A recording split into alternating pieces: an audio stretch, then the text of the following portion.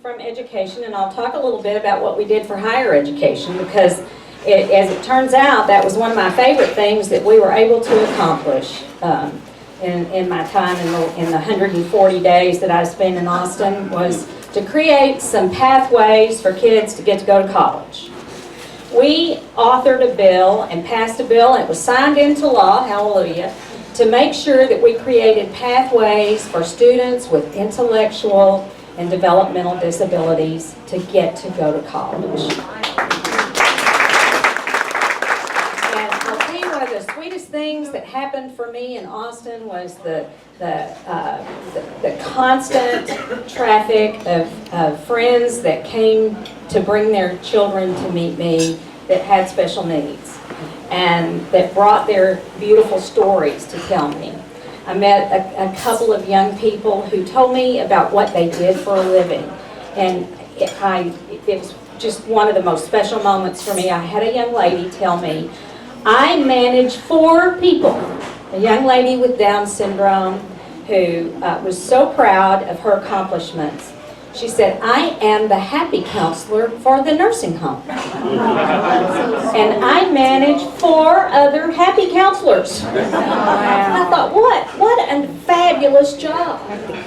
And then with her that day was a young man who helped to train people to do jobs in the workforce, where they packaged up a widget or something, I don't know, some kind of building product. And his job was to train a staff to pack those widgets. And the pride that they took in their work was immense. And it makes me particularly proud that we've passed legislation that will give them an opportunity to spend time on college campuses and to learn from people in their age groups, to be mainstreamed with the rest of our young people, and to have that life experience. When we make things like that happen in the state of Texas, we really have a lot to be proud of. Well, while we did that, we also passed a bill to make sure that our kids who are enrolled in dual enrollment courses in high school, our early college high school programs, start to get counseling, degree counseling, at the point that they have 15 college hours, 15 semester hours. And we did that because we want to make sure that every single solitary course they have will transfer to a 4-year institution. I'm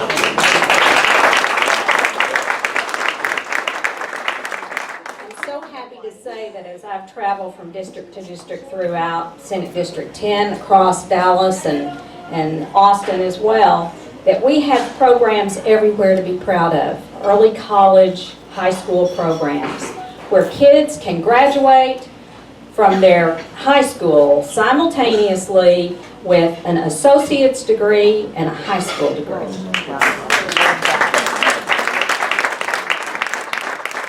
And now we're going to make sure that when they graduate with that associate's degree, that those classes that they've taken are perfectly aligned with the curriculum and the institution where they're going to go, so that they don't waste 1 hour or $1.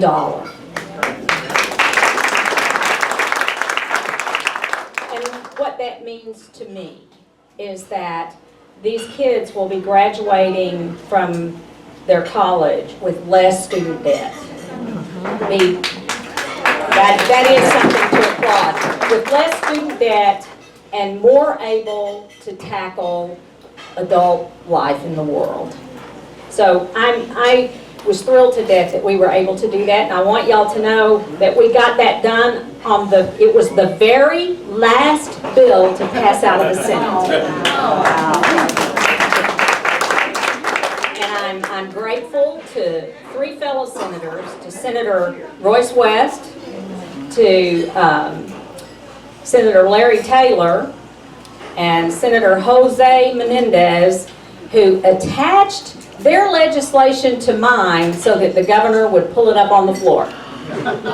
So the lieutenant governor pulled that legislation up because 4 of us were attached to the outcome of that. And at the end of the day, we did great things for kids at the very last minute of the session, very late at night, with folks ready to get the heck out of there. We were able to maintain some of our economic development incentives. They got watered down just a little bit because of the far-right opposition to economic development incentives. But we're still able to use the Chapter 312 economic development initiatives, and we'll be able to use some of those tax incentives that are so important for big companies, for business and industry to move to this area to create new jobs for our young people. And I will say that that is critically important, more now than ever before, when you take a look at how rapidly our area is growing. Now let me tell you how quickly we're growing. The city of Fort Worth, which is smack in the middle of Senate District 10, moved from being the 15th to the 13th largest city in the nation a year ago.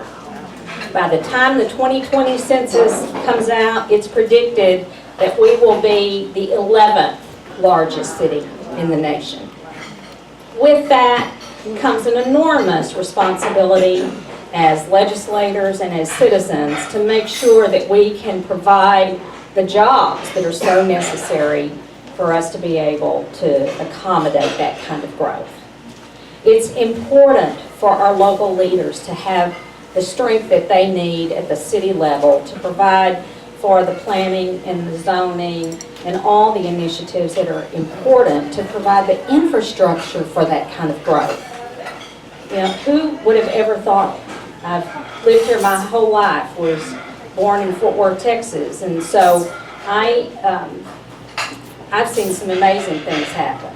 When I was a small child, we moved from Fort Worth down to Burleson, and there were just 2 lanes on Highway 81. So I've seen a lot of changes and know that with that comes a lot of challenges. So I'm thrilled to be your senator in Austin to meet those challenges.